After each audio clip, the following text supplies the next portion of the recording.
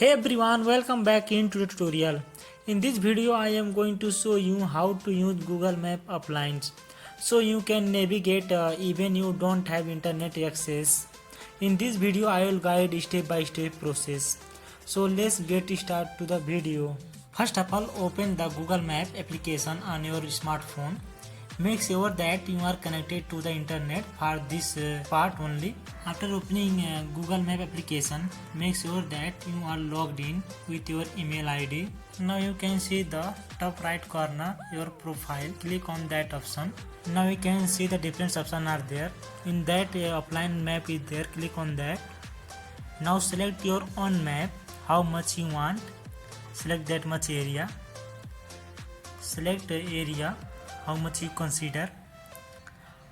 This one I am showing while connecting internet for selecting the area, and I will download that much area for future use.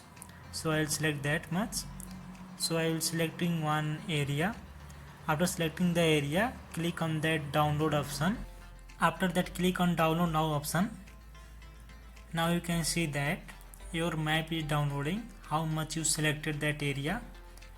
It will take a moment, so wait for that moment. After downloading the map and all, you can use it offline without any internet connection. So wait. Now you can see your map is downloaded. So go back on your mobile screen. Now cut the connection. Now you can see that I turn off my internet connection. So after that, open your Google Map application on your mobile device again. Now you can see the profile icon at the right corner on the top. Click on that. After that, click on offline map option.